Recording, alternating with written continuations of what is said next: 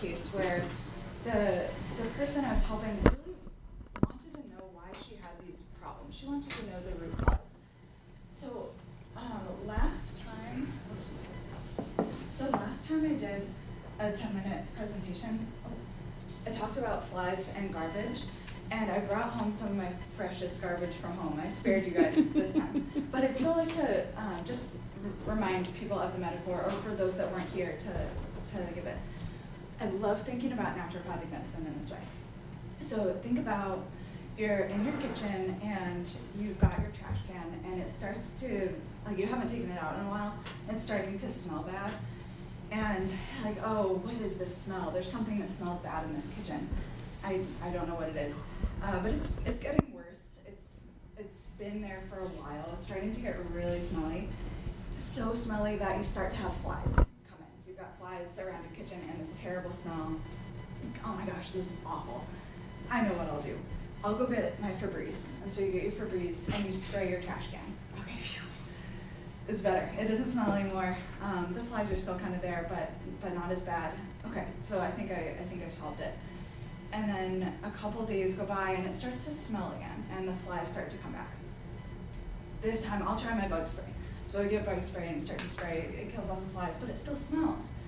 So that example is conventional medicine, it's allopathic medicine.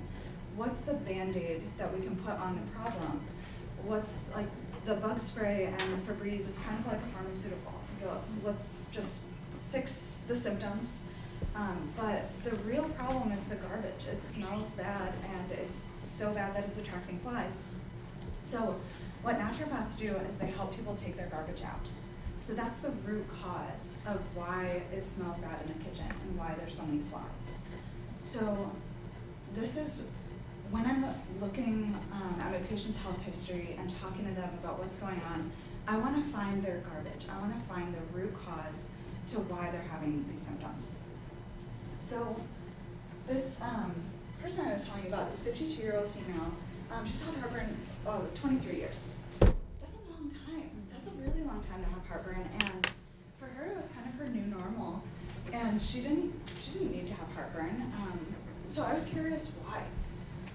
So for her, the flies and the stink, those are her symptoms, and then the garbage is. So it's the heartburn, she's got a little bit of insomnia, difficulty sleeping, and some fatigue. And then the garbage is the root cause why these things are happening. So to find the root cause, to find people's garbage, I talk to them. The first visit is 90 minutes long. So I want to know everything. I want to know your stress. I want to know your sleep. I want to know your diet, your lifestyle.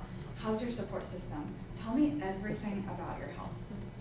And our follow-up visits are even an hour long, so we're still getting a lot of good information. So when digging into her story, here are some of the things that she told me. She works her job as a fitness instructor, so she's in very good shape.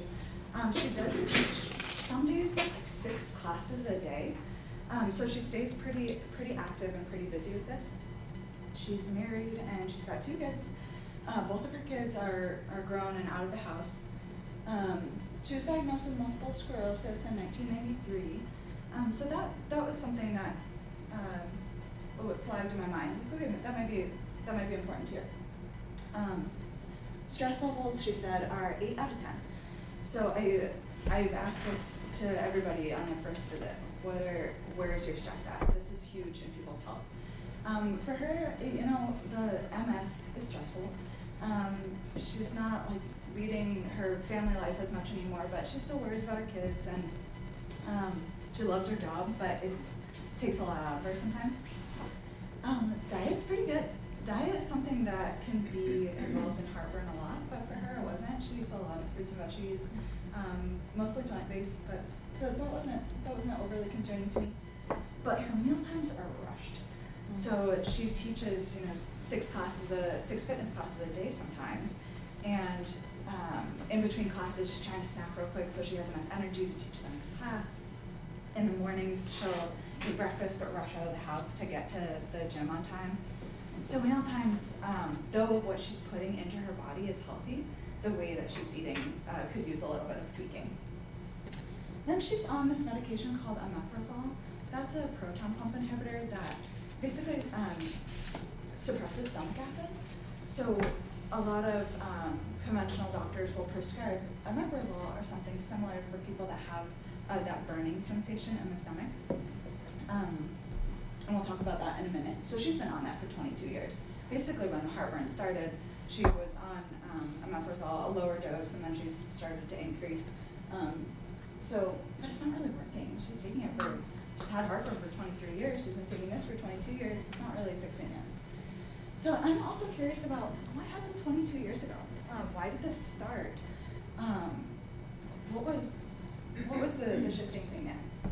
So looking at that same list, these are the things that really popped out. The MS, the multiple sclerosis, I put a little picture here because MS really does affect a lot of things in our body. So for her, this was one of her pieces of garbage. It was something that might be the underlying reason why she's having some of these health issues. Without going too much into depth, with MS affects our nerve cells. Normally we have this nice sheath around our nerves, and with MS, some of those sheaths are gone. So there's little icons of where it can affect. It definitely affects the digestive system, and it can affect our muscles too. A lot of people with MS tend to be sore. So these are things that I'm keeping in mind for her. Stress levels, 8 out of 10. How can we get that down? That is huge in her healthcare. So we'll focus on that. Meal times are rushed. How can we troubleshoot to get meal times a little bit more relaxing, stimulate that parasympathetic rest and digest system? Omeprazole, I want her off of this. She's on it. She's been on it for 22 years. It's not helping. She still has heartburn. I want to find a better solution.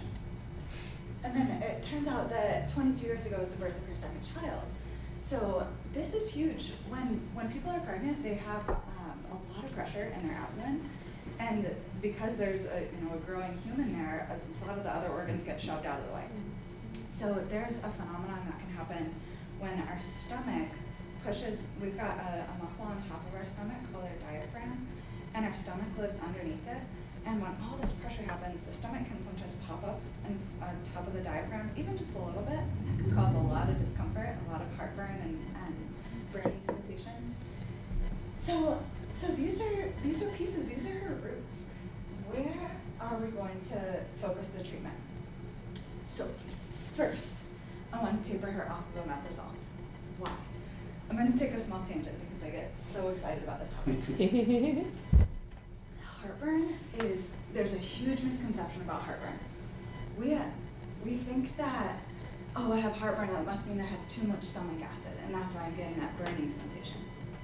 But on the contrary, so this is our stomach, and that's our esophagus, like our throat tube. When we have enough stomach acid, there's a sphincter right here that closes. So we've got enough stomach acid, we eat our food, and then that sphincter tightens.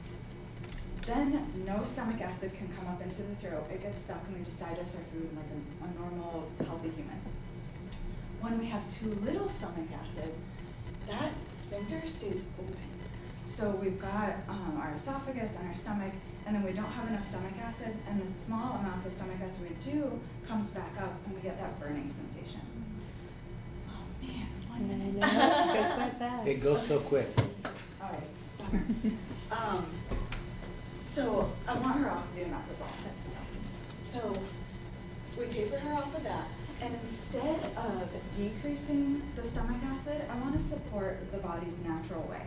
So MS tends to not have enough stomach acid. A lot of people actually don't have enough. So I'm going to give her supplemental HCl.